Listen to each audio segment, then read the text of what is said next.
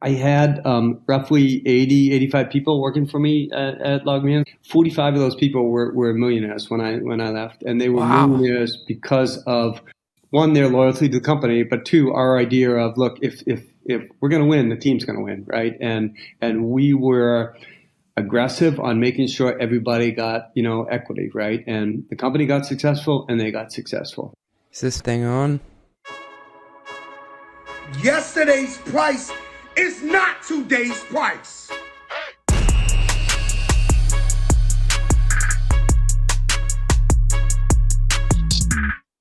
Thank you, Fat Joe, and welcome to Run the Numbers, where I interview world-class CFOs, operators, and the investors who fund them on how to get the most out of your company's performance. And today I'm doing so from my parents' house.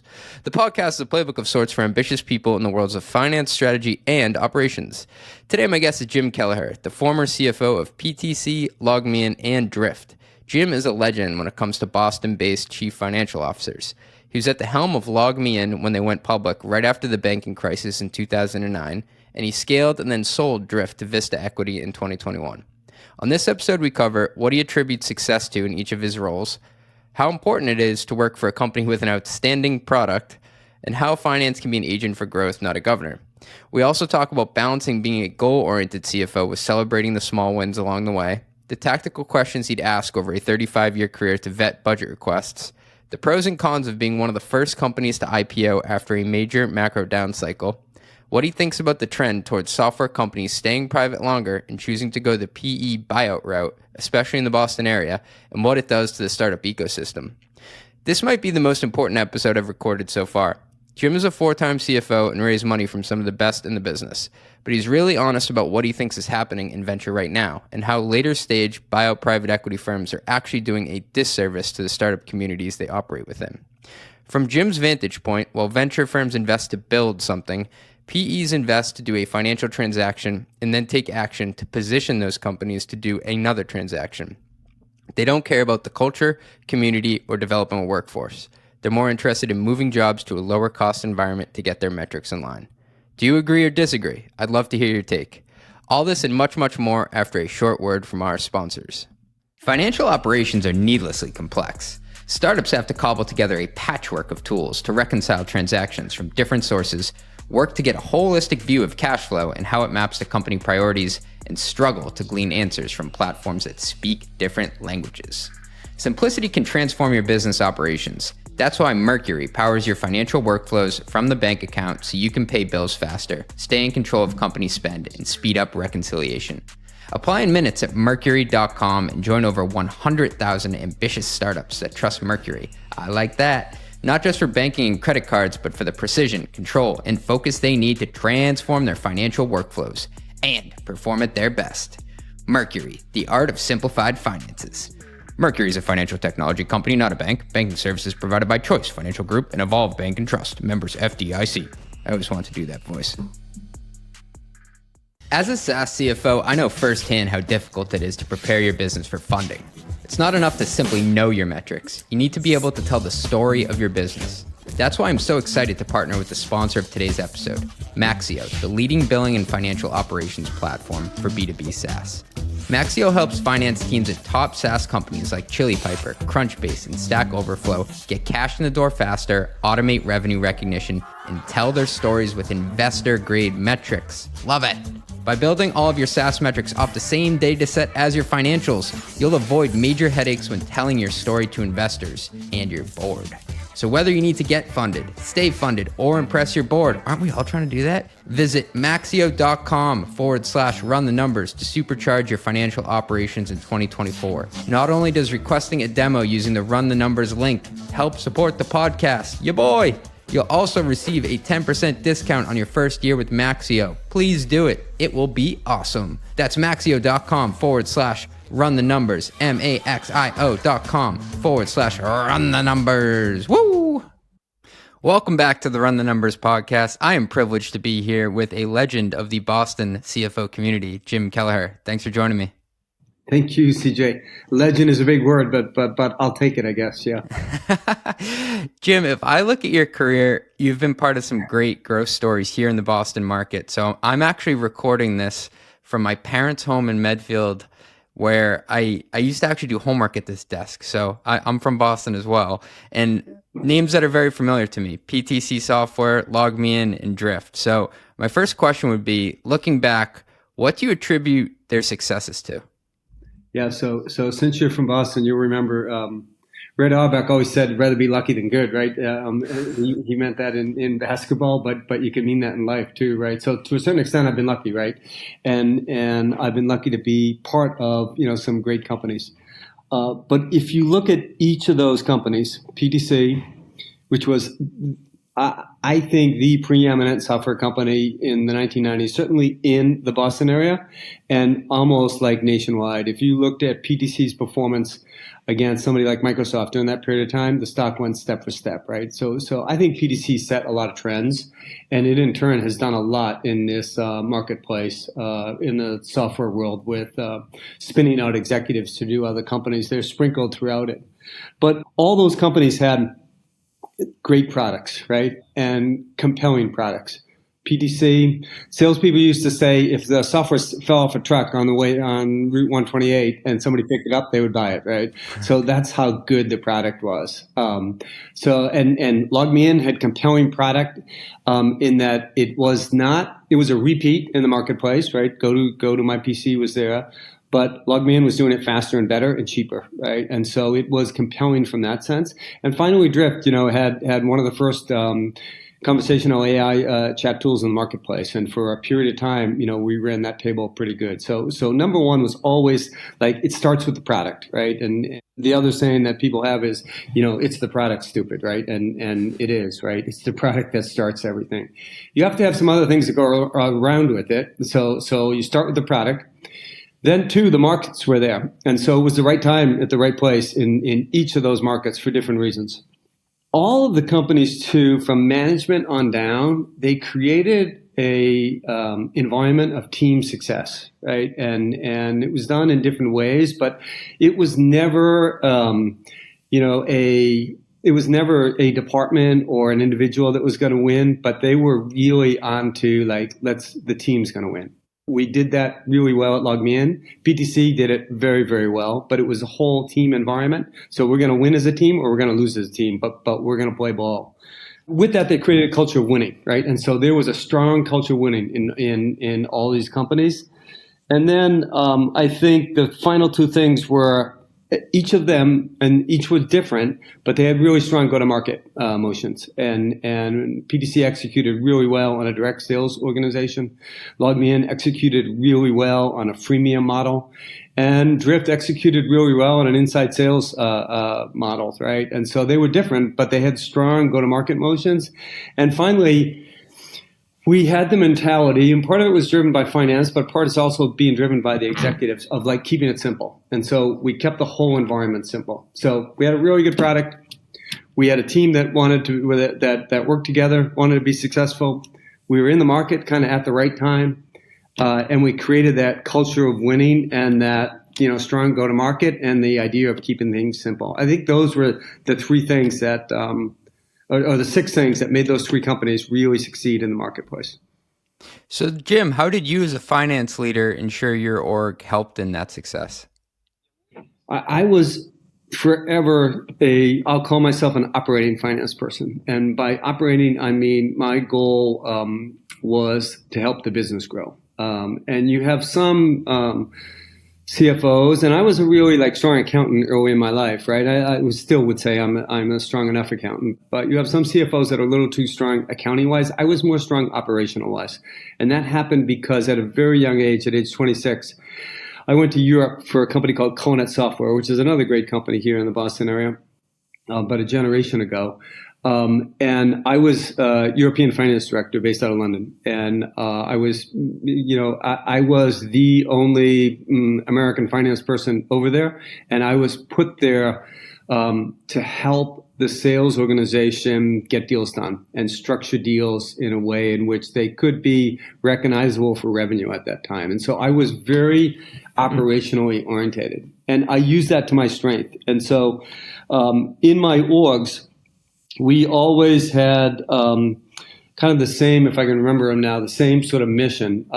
Our mission was to have the systems and processes that help the company grow in 4 different ways. Grow from a revenue perspective, grow from a customer perspective, and what that means is around renewals, right? And customers and renewals and retention. Grow from a people perspective, because the whole idea was building a culture and building people. And finally, our job as executives of the company was to make money, and so therefore to grow the company in value, right? And to grow for our shareholders. But I use that as the emphasis of each of the mission was the same all the way from, my first CFO gig, and even with Parametric in my VP of finance roles, that mission pretty much stayed the same. The idea is help the company grow and help it to grow in a controllable way. But if the company ain't growing, then we in finance ain't going to be successful, right? And so the idea was we couldn't let salespeople or management get away with stuff, and we didn't. But we wanted to make sure we were being helpful as part of the process and working in that same environment. Ain't nobody happy if revenue isn't coming in. I agree. Yeah, nobody making any money. A lot of CFOs tend to get their power from rule creation, saying we can't do this, can't do that. It sounds like you were more growth oriented of how to break down barriers to enable growth. Yeah, I really was. And I was more focused on how do I educate the person on the other side of that table, whether it be a salesperson or a customer person or customer success person or development person, how finance plays a role in helping the company be successful and how they can likewise do that and help finance. So I always viewed it, a little bit, I help them and they help me. And so I was always around I got to get that person to be on the same side of the table to make sure that they're trying to accomplish the same goal, which is get the company successful. And that's the kind of operating nature that my organizations functioned in. When you tie it back to shared priorities of what we're all trying to do here, it makes it a lot easier to say no, because you're not saying we can't. You're not saying just no for the sake of no. It's we all agreed we were going to try to achieve these things collectively. If we do this, then we can't do that. So it's kind of a trade-off. I agree, and later after I had a couple of hits, right. Later in my career, I came with some cachet anyway, right, into environments, and it would be around look, if they were off trying to do something, I would be in the mode of you can do it, but I know where this movie's going to end. I've seen this movie before, right, and we ain't going to make any money doing that, right, and so we cannot go build up an infrastructure that's going to be very heavy at supporting a product or supporting a service that's not going to allow us to get the company successful. So if you want to do that, that's fine. But I'll tell you, we're not going to make any money at this thing. And if that's what you're here for, you're probably in the wrong spot because we're here to make some money. And so that leads me nicely into the next piece here. So while all those companies did have great successes, each did run into their own unique set of problems at different points. If you had the perspective of looking back and trying to fix some of those things, what would that be? Yeah, that's a good question, CJ. It varies by the companies of those successes.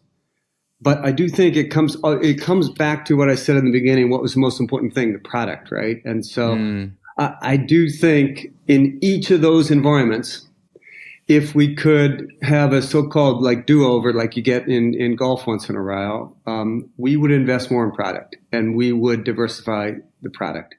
And PTC had the hottest product in the CAD market, but it was a $5 billion CAD market. And at one point, and we were focused in the mid-market, we had captured $1 billion of sales of that $3 billion in the market at 33% of the market share. You can capture a little bit more, but you got to expand the market. And we were very, very focused on running profitability and, running, I wouldn't say running a stock price, but delivering to what Wall Street expected. We had 40% growth, 40% margins for something like 28 quarters in a row, which is Wow. Unbelievable. That's unheard of. It's unbelievable. Now, it all came crashing down at some point, but it is around the product. And even if you look at LogMeIn, same thing. We were almost first to market with a Zoom-like product called Join Me. And we weren't quite sure what that market was going to be, and we didn't invest enough in that market, and we didn't get aggressive enough in that market. And I know at Mike Simon's going away drink up, we both this was after COVID and after Zoom, and we both looked at each other and said, "Man, if we could redo Join Me, we Yeah. this thing would not be a $4 billion company, but a $40 billion company, which Zoom was at its peak. Right. And even Drift, like Drift, in the end, it ran out of product to sell, and we had a very, very good sales organization, and my kid was in it as one of the directors of sales in the enterprise, and they were screaming for, we need more product to sell into the marketplace, and we just weren't getting that product. So I think if you could do it all over again, people would say, yeah, we did invest more in the product, not necessarily more dollars, right? Because like you throw money at sales and you can measure it because you know what productivity is from a sales rep perspective and you know what growth is. The problem is if you throw money at development, it's always tough to tell, like, okay, what actually came out of there, right? How much code's coming out? What compelling coming out, right? So you not only got to spend more, but you got to spend more in the right way and be able to have people be accountable for it. I think those were the things we would redo. Yeah, and I've struggled with that myself, where you try to do almost an R&D payback period, similar to like a CAC payback period. But at the end of the day, if there's no revenue against it yet, you are kind of giving the product guy a number that he has to hit. Yeah, you are. And you are a little bit betting on the development org, right? You have to have the right people in that org that, are producing something that they think is going to go for the marketplace, right? And are building it as efficiently as they can. You can have some checks and balances, but I've yet to find something that is really the most effective in which a finance, or not even a finance person, but a management team can really go black and white against the development organization. Yeah. I had an investor recently say to me, CJ, let's take your R&D spend, because I gave him a 5-year forecast, and he said, can you break it into 3 buckets for me? How much of that is to keep and maintain the product? How much of that is to improve the product? And how much is for net new products? And once I broke it out into those 3 buckets, it was kind of illuminating how much I thought we were betting on just like keeping something working. Yeah. And it made me think about, should we reallocate some of this differently? Yeah, agree. And particularly if you're spending a lot on keeping the current product going, that means the current product ain't good, right? It ain't that good, yeah. And eventually that is going to smack you in the face, right? And so you got to plow through that, as opposed to throwing more money at it, right? Or more people at it, right? That's exactly what he challenged me on, Jim. He's like, so you believe you need to invest this much more in your current product? I was like, no, I think it's pretty good. He's like, all right, so you've overburdened this R&D forecast then if it's going to work in near future. Yeah. And what you have to be worried about, and we ran into this problem at Drift, you have to be worried about not only you overburdening, okay, I got a majority of my development spend on the current product, but in turn, you're then putting people into the support organization, or we had something called the customer success organization, that are in essence band-aiding the product and band-aiding a problem, right? That the product ain't good enough, the product ain't easy enough, the product doesn't show our return on investment easy enough for the customers to see, so I have to put some people to tell them how to do it, right? If you don't fix that product, it becomes a vicious cycle that can catch up to you. And that's exactly what happened at Drift, a big part of what happened at Drift. Hey, thanks for listening. We'll be right back after a word from our sponsors. Quick math, the less your business spends on operations, on multiple systems, on delivering your product or service, the more margin you have and the more money you keep. That's the goal, isn't it? But with higher expenses on materials, employees, distribution, and borrowing, everything costs more. Yesterday's price is not today's price. So to reduce costs and headaches, smart businesses are graduating to NetSuite by Oracle. NetSuite is the #1 cloud financial system, bringing accounting, financial management, inventory, HR into one platform and one source of truth. With NetSuite, you reduce IT costs because NetSuite lives in the cloud with no hardware required. Access from anywhere. You cut the cost of maintaining multiple systems because you've got one unified business management suite. You improve efficiency by bringing all your major business processes into one platform, slashing manual tasks and errors. Over 37,000 companies, wow, that's a lot of customers, have already made the move. So do the math. See how you'll profit with NetSuite. Now, through April 15th, NetSuite is offering a one-of-a-kind flexible financing program. Head to netsuite.com/metrics. That's netsuite.com/metrics. Ooh, yeah, you know your boy loves some metrics. That's netsuite.com/metrics. Please go there, guys. I really need it. I've had that happen too, where you have this, scope creep of what the customer support people do, and sometimes you have to shoot that down. And To get more tactical, you've been a 4-time CFO and have been approached probably 1 million times to fund something that's not in the original budget. If you look back over those 30, 35 years, did you have any go-to questions you would ask people to better vet those requests to see if you should approve that budget? I just think it's a little bit common sense, right? And so I always believed the person on the other end was making the request because it was the best thing for the company, right? And so my questions were along that, okay, like, why do we need to do this? What benefits are we going to get out of it? Why do we need to do it now? Because you get a lot of stuff you can kind of kick down the road. And then the last couple were around how are we going to measure these benefits? And then finally, who's going to own it, right? And because we're going to have a conversation, whatever it is, 6 months, 9 months from now, that says, okay, how'd it go? Like, we approved the $100,000 or the $1 million, whatever the number is, and we said it was going to go do this for us. Did that work, right? And I wanted someone responsible, if they were making that decision, that they're going to be responsible and accountable to, in fact, follow that up. In all my orgs, we had budgets, of course, but we weren't big fans of just like sticking to the budgets, because a lot of times you have budgets and you just put money there and you might be spending the money on stupid things, right? And we were always flexible with regards to that. If you got something and it's the right thing to do, then let's talk about it and we'll go try to find some money for it, even if we had to take it from other spots, right? And so we would go take it from other places. Well, speaking of that, how do you get people to act as if it's their own money? And maybe while you're at it, what's the difference between being frugal and being cheap? Yeah, let's answer those two separately. I always ask people to just like common sense wise, right? And I always drove home the question of, yeah, you are spending it like it's your money. And sure, we are all trying to get this company successful. And therefore, common sense wise, would you spend this money? Would you spend it here, right? And be able to justify that. Now, you always had some that were like far reaches on that. And part of it, I think, is also like the kind of people that you hired, right? If and the kind of people that were surrounded you. Like I had very, very good CEOs in all those, in not only just in the companies that were successful, but even in the other ones that weren't as successful. And they also acted in that manner, right? And so when you have that supporting you up above, then, if you run into situations, you'll say, okay, let's go. We'll talk to like Steve about it or David about it or Michael about it if you think that's a problem, right? And that would always back people off around it.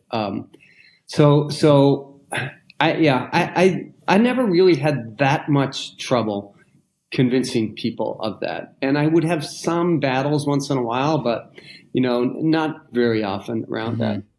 The second part of your question was frugal versus cheap. I mean, I don't like being cheap, and I don't like weaseling down people, even from a sense of like negotiating. When I'm negotiating with a software vendor or anybody, right, I expect that they're going to want to make money on it.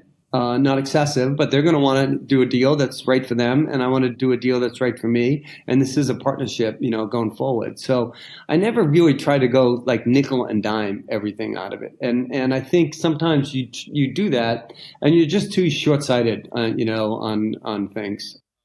So yeah, sure, we were frugal, but I don't think we were cheap to the point of like being stupid on stuff. And whether that's stupid on stuff of like, spending money on a cheap hotel, but it's in a dangerous section of town. I mean, that didn't make a whole lot of sense, right? And so like we did what we felt was right from a spend perspective, and we were able to kind of stand behind that and support that with our employee base.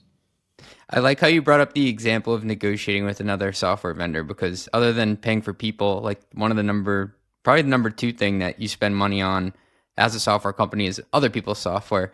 And I had this situation recently where I was negotiating on behalf of one of the teams at my org, and there was kind of this banter going back and forth on Slack, like how much is CJ going to grind this guy down? And it was kind of funny that they were making a show of it, but at the same time they came back to me and said, you could have went for another $2,000 off. And I said back, hey, he's got to eat too. Like he's got to make something out of this. And also he's going to gouge me at renewal because he's going to have this chip on his shoulder. Yeah. Or you're going to need some help from a service perspective at a certain point, and you're going to want them to help, right? As opposed to them have that chip on their shoulder.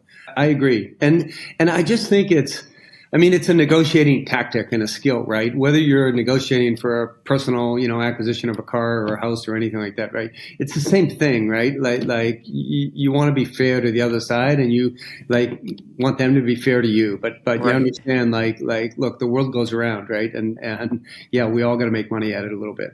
And it's never your last deal. Like you're trying to maximize this one and then you're done. Like you have to keep going on doing business in this small ecosystem. Yeah, I agree. And particularly it also depends on vendors, right? And so if you're in some big vendor environments, like if you're dealing with an Oracle or an SAP or something like that, then you probably can be a little bit tougher, right? Because they have the leverage, right? And they think they have more leverage because they're bigger. So usually I negotiated with the big, I'll call them guys or gals, more aggressively than I did with another small startup company or a medium-sized startup company. Maybe the Boston in you, but you strike me as a good negotiator. Yeah. I've developed it over time. People do say that actually. So people do say it. But I also think, and I've sent my kid on it as well as I sent some people who worked for me on some classes on how to negotiate, because I do think it is a very, very important skill, no matter what you're doing as you go forward. But what I have always tried to do is put myself in the other person's shoes and understand where they are coming from and what they want to get out of it, right? And if I can do that, then I can approach it in a certain way in which I give them something and I get something, right? And hopefully, what I give them is not as important as to what I'm getting out of them. That's my strategy in the negotiation. That's well put. Jim, do you think you can learn negotiation from reading books, or is it just from firsthand experience? Like you need to have the reps in the ring? I think you definitely need to have the reps in the ring. You can't get it from reading books, but you can get it from watching others and seeing how others do it, right? That's how I learned it. Yeah, to start. I was a 26-year-old kid in Europe dealing with people who had been selling software for 20 years, and they would take me into these deals, right? And often they were speaking a different language, right? But I could see the body language, I could see the negotiation tactic, I could see the eye, contact and stuff, and so you learn from that, which is why, as you CFOs are out there, I think it's important to bring your people. This remote thing has made it a little bit more difficult. But I always wanted to bring the people underneath me into these negotiating sessions. Not that they had any role, but that they could listen, learn, and sit there and learn through osmosis how to do it. And I think that's how I learned, and I think that's how you teach people. I love that. I want to flag that for the listeners, because you don't want to waste great learning opportunities for other people, and they may not even notice that at the time that you're bringing them in to be a fly on the wall, but through osmosis, that's how you learn. Yeah, I agree. Yeah. Jim, I want to link two things that we've brought up together, negotiation and people. And so you also strike me as someone who did a really good job recruiting people throughout the years. What was your experience with adding high caliber people to your team? I always viewed it as the most important thing, to hire people, right? And we always took our time around it. The times that I did make some of the mistakes, again, if I could have personal do-overs, were probably a couple hiring mistakes that didn't cost me money, but cost me time, right? And around it, and aggravation, right? And angst. So I think a manager's job's most important thing is to hire people and to bring people into the organization. We never relied on our HR department to be and I ran it in a number of situations, but we never relied on them to be the sole recruiters. I always felt my managers should be recruiting, right? And that should be out recruiting and participating.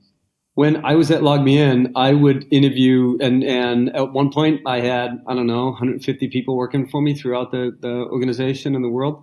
But I interviewed everybody on the way in, not, like on the first go, but like for final candidates, I would always like talk to people, because I wanted, and it was a bit of a PTC strategy, but I wanted people to understand, one, it's important to me as a leader of the organization, and two, make sure the person you're putting forward, I didn't reject a lot of people, but when I did, it was a learning experience from the sense of make sure who you're putting forward is like a really good candidate. And I think it had some discipline in the process, right? PTC did it, for years at the sales level. Every sales rep, they had 500 sales reps. They would have to fly into Boston and be interviewed by Dick Harrison, who is Chief Revenue Officer, President of PTC. Wow. That ensured a discipline in the recruiting process that we were hiring the right people. Yeah. So I think it's one of the most important things a manager does. Any advice for CFOs managing finance teams where they notice that the people under them want to be a CFO someday? I mean, everyone, it seems like in the finance department, has an aspiration to get to that, but there can only be one at a company. What was your experience mentoring people to get them to that level? Yeah, I tried to bring them along and get them exposed to different things so that they were like ready for it. Mm-hmm. I go back to, I was CFO of LogMeIn for 10 years. The guy who was controller and then VP of finance, a very, very good friend of mine and a very good guy, Ed Hurtich. He was my number two for that whole period of time. Wow. When I decided to leave LogMeIn, I had Ed very well positioned to take over the CFO role. And he was a person that to a certain extent didn't want to necessarily jump in the deep end of the pool. So I had to like push him a little bit into the deep end. But I had brought him along through the different things that he was ready for it. At Drift, we were lining up, not necessarily to be CFO of Drift, but to be CFOs, 2 or 3 candidates that over time, I feel that they're all going to be CFOs in the tech space. David Vital is now CFO of DataGrail, so he was one. Christina Capricotta is Vice President of Finance at Dutchie. At some point, she will be a CFO. And there are a couple other people that over time we were positioning them likewise to make those steps. And it was, look, we're going to develop them. We're going to show them different things. We certainly have a day-to-day job to do that they're responsible for. But part of our role as managers was to go develop the people underneath us. Do you look at the people who have worked for you kind of like an NFL coaching tree, like the Shanahan tree or the Belichick tree, that they go on to do great things? Do you think part of your legacy is the people that you've helped bring up? Yeah, I do that. Yeah, I do. And I also, to a certain extent, it's a little bit along the same vein, but people always ask me, like, what are you proudest of, or what are you proudest of coming out of LogMeIn, right? We got LogMeIn public, and that was a big accomplishment. But in the end, I had roughly 85 people working for me at LogMeIn. So the number I gave earlier was probably wrong, but I had 85 people working for me. 45 of those people were millionaires when I left, and they were millionaires because of, one, their loyalty to the company, but two, our idea of, look, if we're going to win, the team's going to win, right? And we were aggressive on making sure everybody got equity, right? And the company got successful, and they got successful, right? And so I look at that as, okay, we didn't necessarily put them in a spot where they don't have to work for the rest of their life, but we put them in the spot where they could do some things that maybe they didn't think they were going to do, about like buying a house, putting their kids through college, moving to a different city and stuff. So we gave them financial leverage that, they probably did not envision, in 2005, 2006, when we started the track of LogMeIn in the public markets. And I think, we changed their lives to a certain extent. And that's what I'm proudest of as I look back, particularly on my LogMeIn career. That's an amazing anecdote. Thanks for sharing that. What are some of the things you did to build that culture and that winning team spirit in your groups? Did you ever do anything unusual to rally the troops? I think let's start with the usual, and then we'll talk about the unusual, because I was just at a dinner with some people and we were talking about it. The usual is, like I talked about with that mission, right? We were one team and everybody understood what we were trying to accomplish. We had for the most of my career, we had quarterly meetings with that team in which we would go through, here's our mission. That would be the first slide every time. And we would go through, here's the goals for the year, and here's the goals for the quarter of what we're trying to accomplish. So we were good. I shouldn't say very good, because it wasn't, we were good in communicating, right? And being transparent about what we're trying to accomplish. I think we were good at doing that throughout the companies that I was involved with too, just not in our organization. So we were transparent about performance and what we expected and where we missed and, where we hit. So we did that on a regular basis. We created, I'll call it a little bit of a personal culture too, particularly at Drift and LogMeIn. We would have like stand-ups on Friday mornings at Drift. They'd be only like half hour, 45 minutes. But first thing at like 9:30, everybody would go into the cafeteria room, grab a coffee. We'd go through what people had done for the week and, just kind of talk a little bit, not just about professional, but personal shit that was going on with people. And so that created that team culture. I think those are a lot of the things that we did right. We tried to recognize the wins as much as recognize, the losses with people and allow people to talk about them themselves so that we had people present things and, put people in positions where, they felt good about, they may not present to 50 people very often, but they felt good about going up and doing it, right? And so, we did all those things to kind of build people up. So I think those are all the usual things that are very good to do. The unusual things we did that to a certain extent also ended up being the culture or creating the culture was we had so-called offsite meetings in which we took, in some cases, the management team of my group, right, which would be anywhere from, at LogMeIn, its biggest was 15 to 20, to the entire department, right? And so, and particularly at LogMeIn, every early December, we would go to a warm spot, whether it's the Dominican or Mexico, for 2 or 3 days. We would fly on a Thursday. We would arrive there on Thursday afternoon. We would have a half-day training session. We must have flown on a Wednesday, and we would have a half-day training session on Thursday morning. Then we would have screwing around, beach activities and stuff like that. And then we would have drinking sessions at the evening. And then we would do the same thing Friday. And we used that a period of time in which to sort of set our goals for the year, in which to do training on some things, whether it be leadership training and stuff like that. But we used that as a period of time in which to all get together as a group in a social environment. And we did it at PTC too. We did it with the finance teams, and in that case, it was a worldwide finance team. So we would assemble people, usually in Ireland if we were going internationally, or we did it here back in Boston. And I think it created an environment where people got to know each other personally.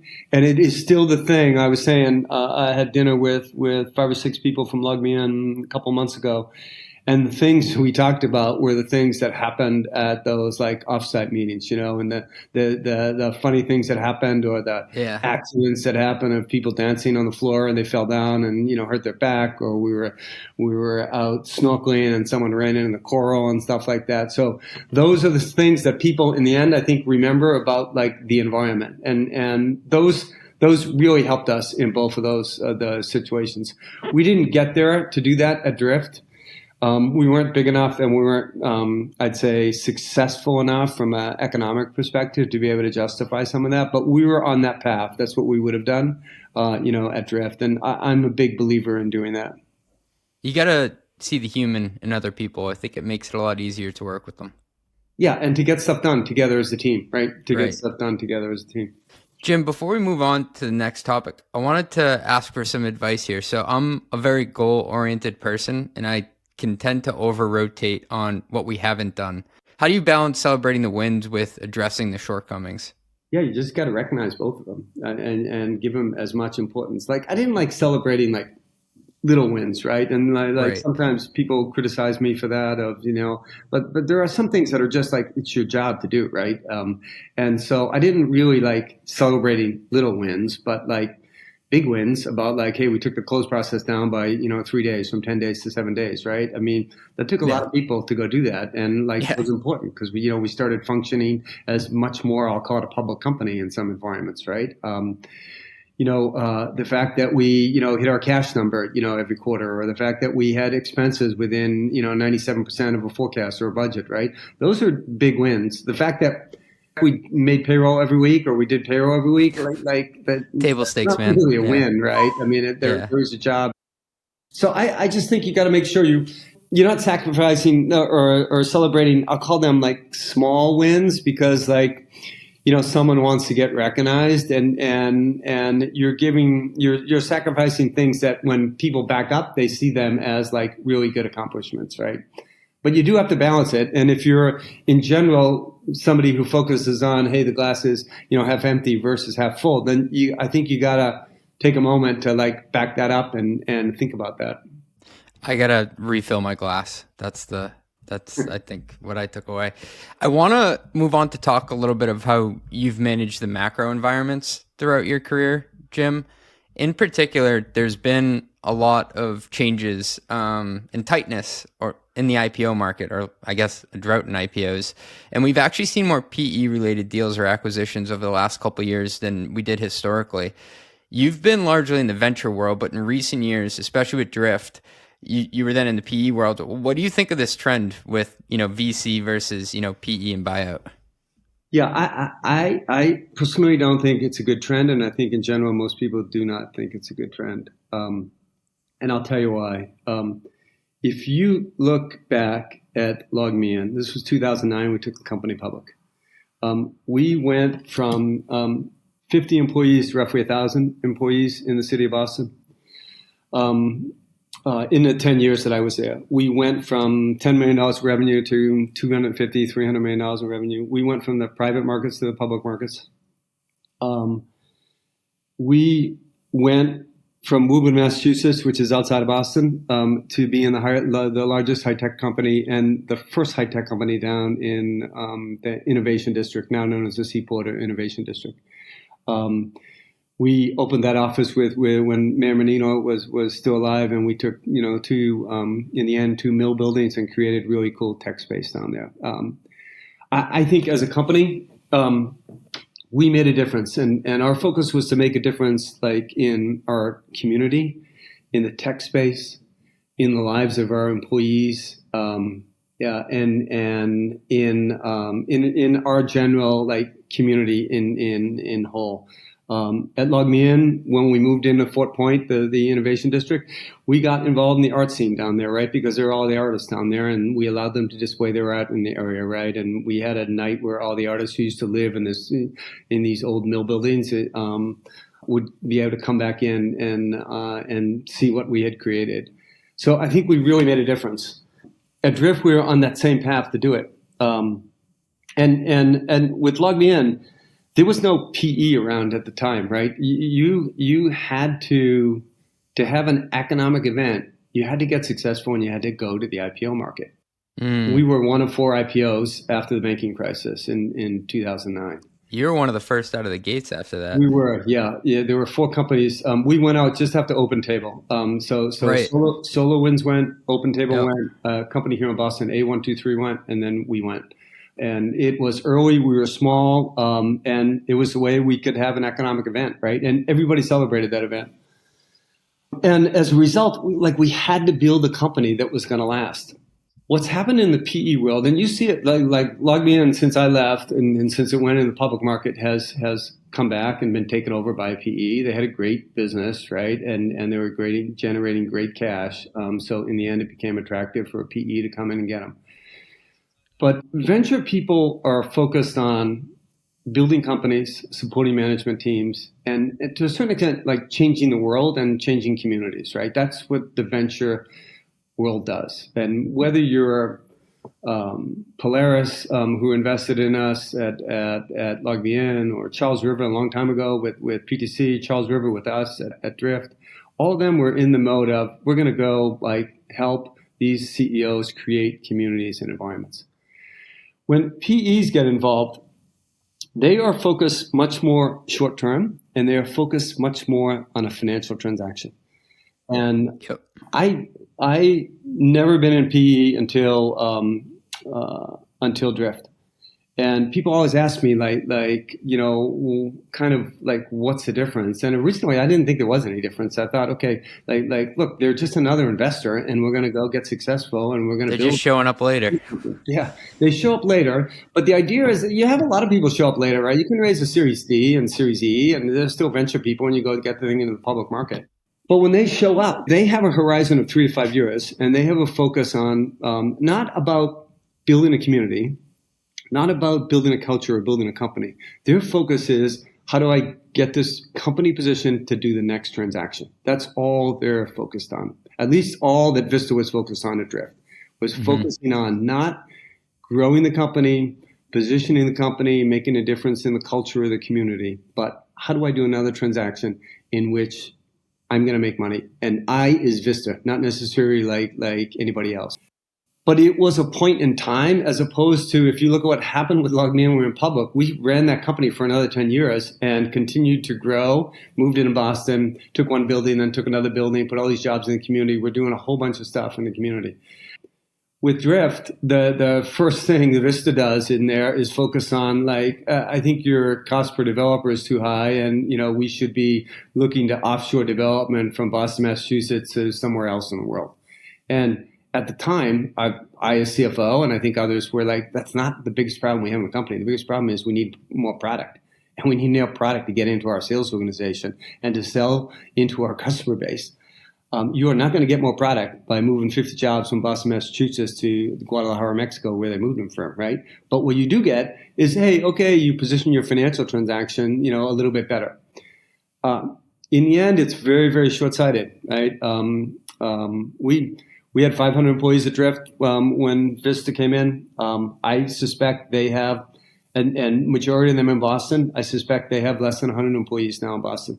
They've smashed Drift into another Vista company called SalesLoft, and they've combined those operations and have virtually gone away in the marketplace here in Boston, where 2 years ago we were, the next big thing to hit the public markets. And even if that was not going to happen, we were making a difference in the community. We were founded by two Latinos, David and Elias, who are great people. We were making a difference in the Black and brown community here in Boston as a result.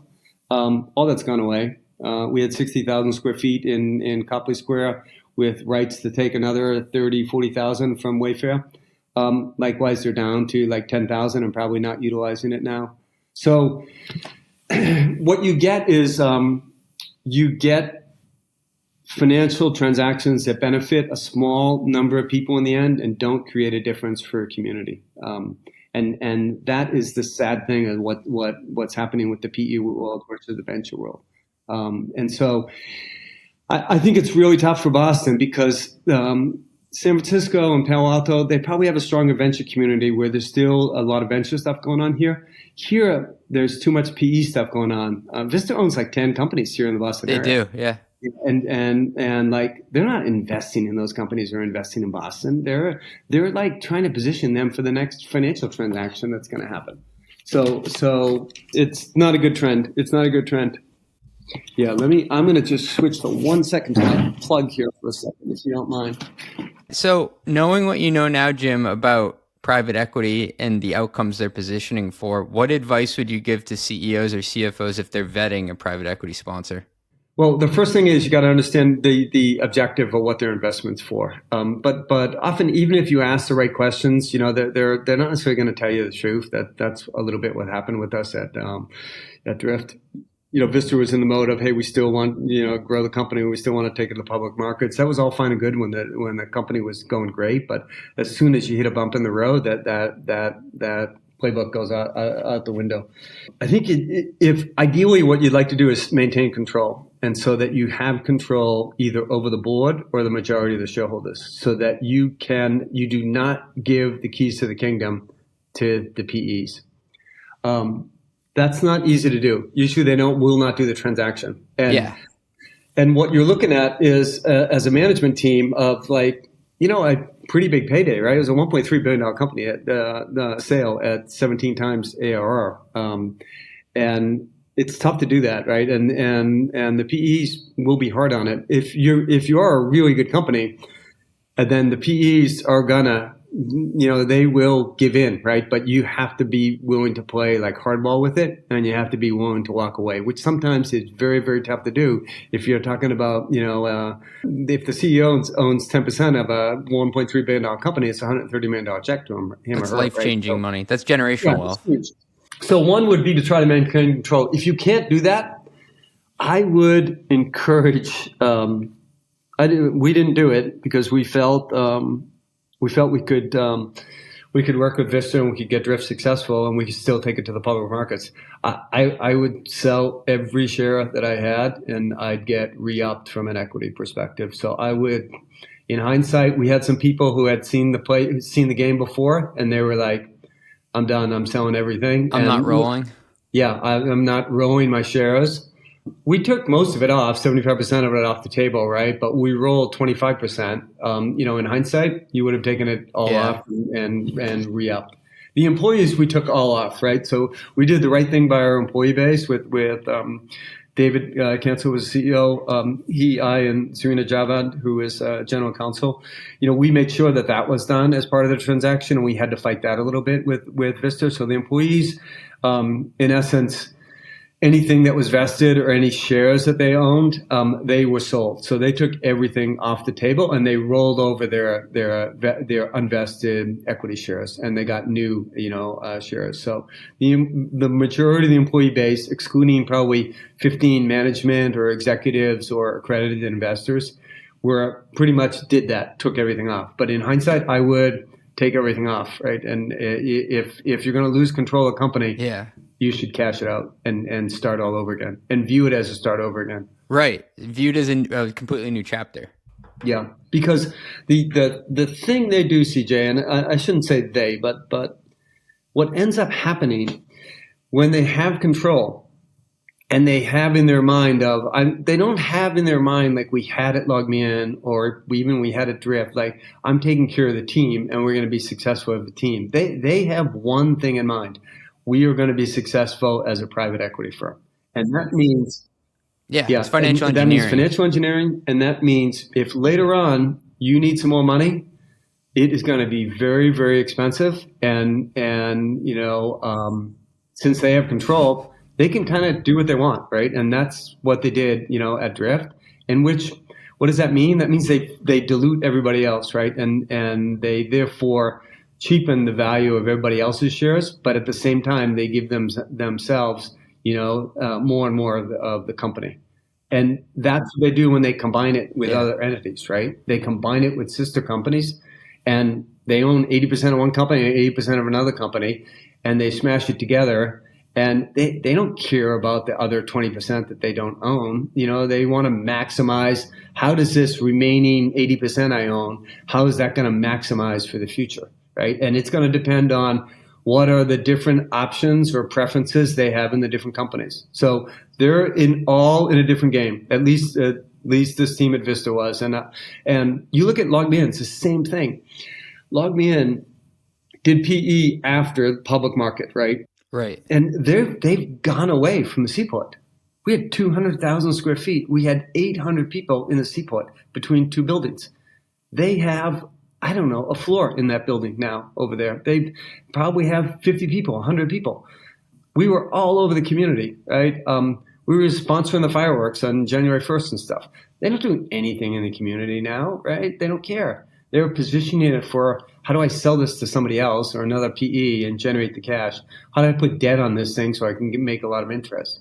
It's financial transactions as opposed to building companies and building culture, which, not to rattle on, but you go back to PTC, right? That company has been around for a long time and went through a lot of troubles, right? And Dick Harrison and then subsequently Jim Heppelman. Look, man, they have rode that thing, and they're a large company now down in the seaport, right? And they're still making a difference. You look at another ex-PTC guy, Brian Halligan at HubSpot and Dharmesh. Yeah. That is like how to create great companies, right? That make differences in communities and in environments, right? Doing PE deals. Yeah, name me a PE deal in which does that. I couldn't. I couldn't. Yeah. You got to go into it eyes wide open. I do want to go back to another transaction and period of time. Maybe it's a different tone. You were one of the first IPOs coming out in 2008. And if I connect that to now, Jim, there are a lot of companies on the fence about going early as the markets hopefully open back up in 2024 in the back half. How should they think about timing? What are the pros and cons of being one of the first out of the gates versus waiting? Yeah, we did wait a little bit, right? So we had Open Table get out, and then once that window opened, we didn't want to be the first one out. Okay. So we didn't want to be the first one. Klaviyo's gone, right, on the Boston area, right? So they've been somewhat successful in the transaction, right, that they've gotten out. But look, we always had a philosophy of build it and they will come, right? The old Fields of Dreams, right? And so at LogMeIn, we built a model that we knew it was going to be able to scale. And we were on file, we had filed prior to the banking crisis. So we went on file with Lehman on the cover, and we came off with Barclays on the cover. And we came off 18 months later. So we were in the so-called holding patent for 18 months. Wow. But we continued to execute against our business, and we continued to sort of build the model. And when the market was ready, we went. I wouldn't necessarily be afraid. I would be hesitant to be the first one unless you're really big. But I would not be hesitant to be, hey, the third or the fourth one out. There is an appetite for IPOs in the marketplace. There is still a lot of money sitting on the sidelines in the tech space, in the capital markets. And I just think you got to have confidence in your model. You got to have confidence in what we're building as something for the long term. And you got to have the confidence in your forecast as you come out. If you can do that, to a certain extent, who cares if the market trades, like down 10% a year from now, right? And right. That's fine. You're building something for the long term. You're not building something, for a 1 year, 2 year, 3 year period of time. You're building something to make a difference. That's great advice. And it seems to be pertinent advice no matter if it was the web crash, the banking crash, or the COVID crash. Just build something durable. Yes, build something durable. And it's also, even in the high days, right? It's also like, don't lose focus on building something durable. I'll tell you a story of I won't name the venture people, but at Drift, we had started to become really successful selling into the enterprise, but it still was not like scalable.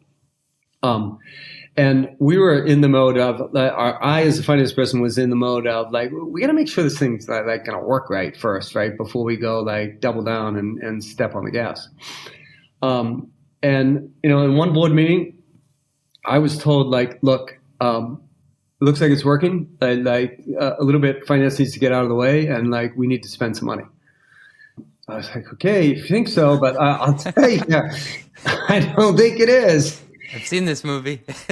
and 14 months later, on the same board meeting, it was on the other side of the country. So one was in Boston, one was in San Francisco. And the same board member said, I'll tell you what your problem is. You are spending too much money right now. I was like, dude. So like the venture people always sort of flock to what the, flavor of the day is, right? And if everybody's in that grow the top line, they're into it. You as a management team need to be focused on building something for the long term. And look, whatever, 30, 40% growth is plenty fast enough. And you want to try to build that in a way in which you are improving your metrics and improving your durability as a business. I love that. That's sage advice for all times. Jim, I'm going to take us into what we call our long ass lightning round. So my first question here is, can you give us an example of something you've screwed up on the job at any point in your career? We're all human. I'd say the two things I have screwed up that again, I would have do-overs is like being too quick to hire on some things. And so making some hiring decisions. I think we've also sort of messed, or I have, my team has. We've sort of messed up the forecast a little bit, and then had to like backtrack off of forecast. So, and being as simple as like, hey, we got the wrong formula in a spreadsheet, and like, sorry, That's happened to you too. Okay. Sorry, the growth isn't quite what it is, or the burn is a little bit higher, right? And so, I don't know. That shit happens, right? But Okay. yeah, there's worse things in life. I feel better about myself. Jim, if you could tell your younger self something, knowing what you know today, what would you tell him? I'd say be a little bit more patient, and so be a little bit more patient on some stuff, and things will come with time. So I'd say like have a little bit more patience. I think I've always focused on developing people, but I'd also probably do a better job of like developing people and working on developing people. What's the craziest thing you've ever had someone try to expense? Yeah, back to what you said before. Our orgs were always like common sense type thing, right? So like we've had some people do like sporting events, but like I didn't have people go to a Super Bowl, but I had people go to like the AFC East Championship or stuff like that, and expense the tickets and stuff. But the craziest though would have to go all the way back to, and it wasn't necessarily an expense thing, but in the old days, we used to have company phones, and so this was in Germany when I was running international finance for PTC. We had a German sales rep who spent an inordinate amount of money on his company phone for a couple of months. And so when the finance director looked at it, he was like, "What is this guy doing?" It ends up like he was calling a pornographic site on his company phone. And so we were like, "Dude, that's personal expense. Like you're paying us back." That guy was aggressive enough to then go try to sue us in court. No way. Reimburse it. And so me and the finance director talked about it, and we said, okay, if he wants to go do that, that's fine. But why don't you, this guy's name was Ralph. I said, Ralph, why don't you talk to him and tell him the first thing that we're going to do after we hang this phone up is we're going to call his wife and let him know. And let her know what he's been spending his money on and what this suit is all about. And that thing was dropped very, very quickly. Jim, you gave me the rope-a-dope there. I thought you didn't have a good story, and then you dropped the best one we've had so far in 50 episodes. That's got to have been around longer probably than most of your people. All right. Finally, I know you're not in a full-time CFO role anymore, but what are you up to now, and what are you passionate about and still working on? Yeah, so I left Drift in April last year, so about a year ago as CFO. And I wasn't planning on taking another full-time gig, and I haven't taken one. I've done a series of angel investments, 5 or 6 angel investments that I have, startup companies. Some I had prior. So I'm helping those startups like scale, which is like what I enjoy and what I'm good at. So I'm doing some of that from an investing perspective. I'm Irish citizen also. In fact, one of those companies is actually an Irish company that has set up its U.S. headquarters here in Boston that I'm helping scale in the Boston area. The second thing is I just said I'm Irish. I'm heavily involved in, or have been for years, involved in promoting Ireland as a place for business, and now I'm involved with helping Irish companies, startups kind of come into America. So the whole idea of kind of giving back to where my grandparents came from anyway. Is important to me. And then finally, I've got 3 kids. They're older, right? And so you started this by saying you brought 2 young ones up from Naples. Mine are in the mid 30s. I have a 34-year-old son, 28-year-old daughter, 27-year-old son. Each of them, I'm helping in doing specific things. Particularly, my 27-year-old son worked for a hedge fund in New York City and has decided to go out on his own and start his own fund. So I'm working with him on setting up that legal structure and getting an administrator and a prime broker so that he can start trading and try to run his own book for a little bit and see how that works. So it's been a little bit more complicated than I thought, but it's fun to do and help him on his path. Jim, I can't thank you enough for doing this. This has been formative for me as a young Boston CFO. So thanks for being so generous with your time. Pleasure. My pleasure, CJ. Run the Numbers is a mostly LLC production. Yelling an intro by Fat Joe. Artwork by some AI thingamajig. Podcast and video editing is done by Cleancast at cleancast.io. Nothing said on this podcast is intended to be business or investment advice. It's the sole opinion of me, a guy who feeds his dog too much ice cream and has a history of net operating losses, LOL. If you like this podcast, please hit subscribe. It would mean a lot to me. And also check out mostlymetrics.com. That's my newsletter where I explore business models and financial metrics. Thanks for riding with me. Share this with your friends. Peace.